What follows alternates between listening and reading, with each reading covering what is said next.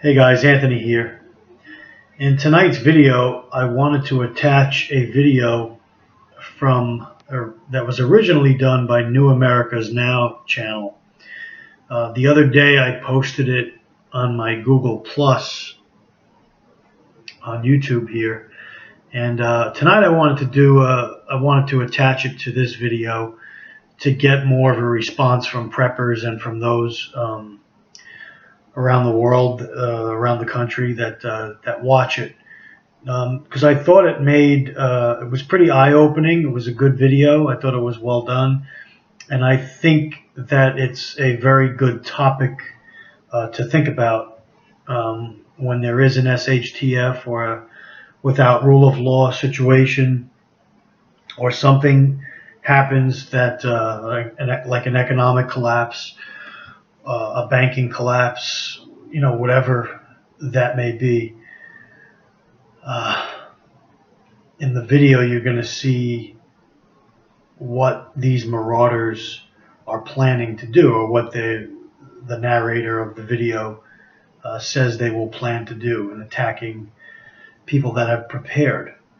So I wanted to get some conversation going and some dialogue going, because I think it's good, and I think it's good to think these things through, to think about them, because when the system does finally collapse, when the ship does finally sink, at that point, many of us will be on our own, or cut off, or just with a small group of people, or if we're fortunate enough to be with a larger number of like-minded individuals, then we have a better chance of getting through a situation of this magnitude. I think The Walking Dead, of all the shows on TV, on cable TV anyway, The Walking Dead is one of my favorites. I've watched all 6 seasons so far, and I think particularly this season, season 6, showed that, especially with the appearance of Negan in the last episode of season 6, just on Sunday night, it was a scary situation, and you could tell by the terror on Rick's face and the others, Daryl and others in the group. Yes, they're scared. Yes, they're shocked that this group was that big and that powerful. I don't think they expected it. I think that when they originally set out to fight against this group and to try to overtake them or stop them from they're called the Saviors in the Walking Dead. This group of marauders, I guess they are, and they go around basically and prey upon those that have, and take their, as they say in the series, we take 50% of your shit. You don't give us 50% of your shit, you die. So Negan made his debut, and he made a show of force that was, I think, a lot bigger than the group at Alexandria bargained for. So season 7 is going to be interesting to wait for and to watch in October. But why I bring that up is because I think that The Walking Dead of all shows what humans, what the bad side of humans that come out, what they can do, what they're capable of. Before the Saviors, you had the wolves, and you had the governor in other seasons, and you've seen this progressive evil, if you will, in the show, of not so much the zombies, but the humans that are alive and what they can do. They're more destructive than the zombies are. And so when watching this video tonight, take a look at it, and I'll give you my 2 cents on it. Yes, it's eye-opening, and yes, it's one of those things that has you worried, and has you making sure that you have certain things in place. And even with everything in place, if you're overcome by a much larger, much more prepared force than what you have, your chances of survival could be slim. But on the other hand, on the flip side of that, I think that a lot of these videos that are done on, what marauders are going to do to preppers or those that have prepared,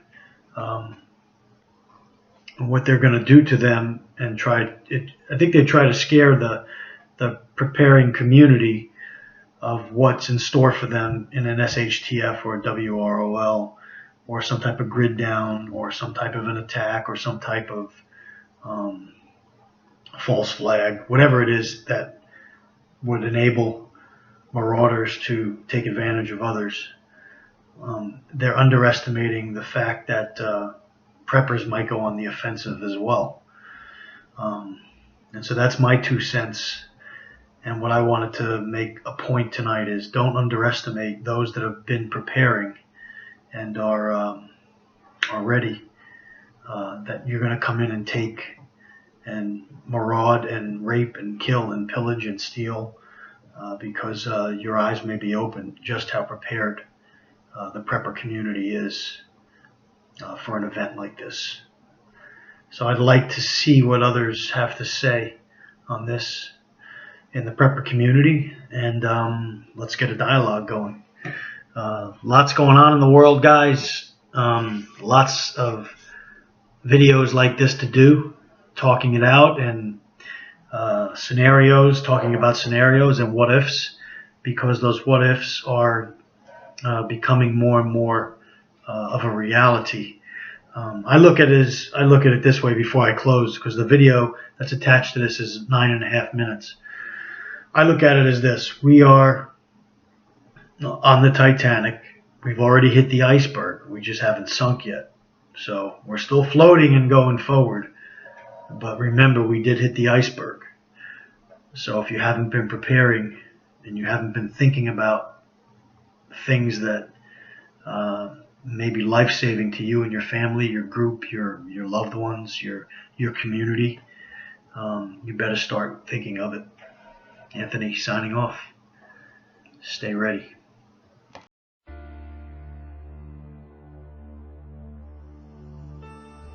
My mommy always told me there is no such thing as monsters, real monsters, but there are.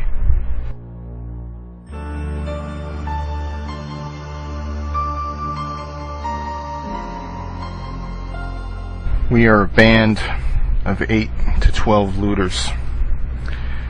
We have some basic military training, and we move from place to place like locusts, devouring everything in our path. Our group is armed with light weapons and can develop and follow simple plans of attack. We take what we want by force of arms. We prefer none of our victims survive, because that could cause problems for us in the future. It has been 6 months since the economic collapse.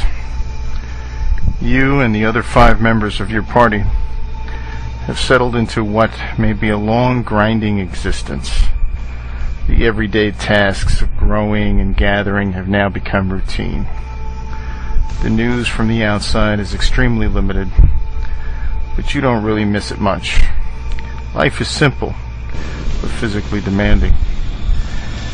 But while you have been farming, I've been learning the best tactics to employ to seize your property and your goods.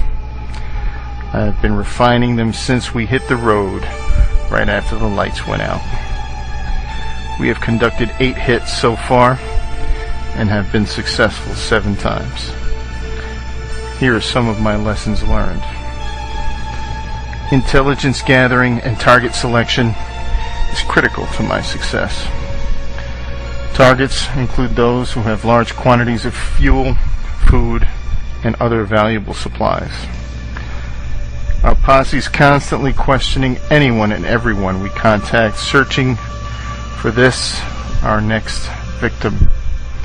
Anyone who's ever had knowledge, even secondhand, of your preparations is someone of interest to us. We may approach them directly or indirectly. If anyone knows something, we will find out about it. Who seems well fed? Who still has transportation? Who has lights? who was prepared. Where are they exactly? Somebody talks, either in person or on the radio. They always do. We search for victims day and night.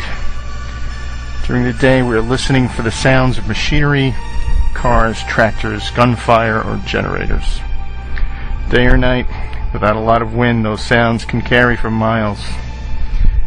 At night, we look for any sort of light.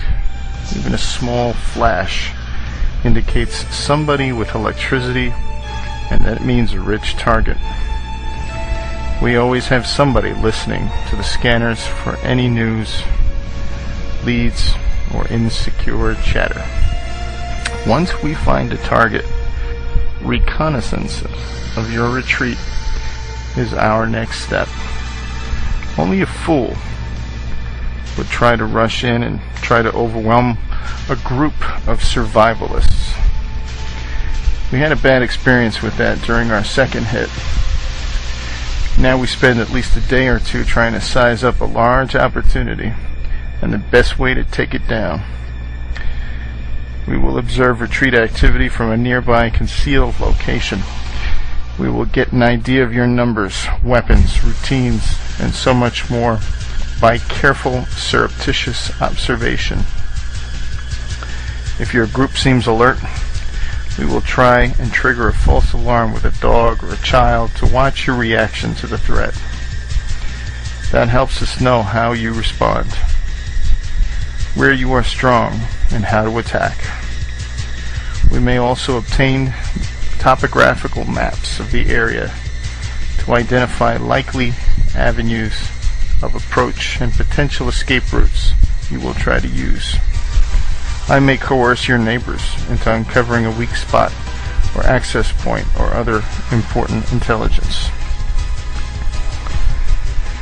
I will be listening for any insecure chatter from your radios. Sometimes we will begin the attack when I can engage at least half of your party's military-age personnel in one coordinated effort. We will infiltrate our team into concealed positions around your retreat within 50 to 75 yards. We will target any identifiable leadership with the first volley. 2/3 of our people will engage personnel. The other group will target your communications antennas, surveillance cameras, and any visible lighting assets. I want your group unable to see, communicate, or call for help. The members of our band will each fire 2 magazines in the initial exchange. 2/3 of our group will change to a new concealed position and wait. 1/3 will fall back into an ambush of the most likely avenue of escape. We will stay concealed and wait until you come out to attend to your wounded and dead, and we repeat the attack as necessary until all resistance is crushed. For one hit, we used an old truck. We forced a refugee to drive it to the retreat gate. We concealed half of our group inside the truck. The truck was hardened on the inside with some sandbags around the edges, and the other half of our group formed an ambush concealed inside the tree line along the driveway. We killed the driver to make it look good and had one person run away. And those preppers almost waited us out. After nearly 3 hours, they all walked down the driveway. They were bunched up in a group intent on checking out the truck and driver. It was like shooting fish in a barrel. They didn't consider that there might be additional danger lurking nearby, aside the truck, and they all died. A few weeks ago, we surprised and captured a couple of women out tending a garden. It was totally by chance. We were traveling through a very rural area on our way to another town when somebody heard a tractor backfire. We immediately stopped, and I sent a small team to recon the noise. They bumped into a small party tending a field in the edge of their retreat. They seized 2 women and immediately dragged them back to our vehicles. We began negotiating by sending a finger for each one back to the retreat under a white flag. The rest was easy. We typically infiltrate quietly at night to prearranged start points. We begin our attack just before dawn, when your senses are dulled by the long night's watch or from sleep. Based on our reconnaissance, we divided your retreat into positions or zones that need specific attention. We prepare for the battle by using an air rifle to target any lights or cameras. Our first priority is to engage any site and destroy or degrade them as much as possible. I split my forces into 2 supporting groups. One group keeps the target position under constant fire. The other group also fires and maneuvers, closing on the target and destroying it with gunfire or improvised weapons. Many times these positions only have 1 occupant, and the task is relatively easy. Often these positions are easy to spot and are too far from each other to provide any effective mutual support. If you fall back into your residence, we will set up siege. If we can maneuver close enough, perhaps by using a distraction, we will pump concentrated insecticide into your building, or we can introduce propane gas from a portable tank into the house and ignite it with tracer fire. Don't underestimate us. It could prove fatal.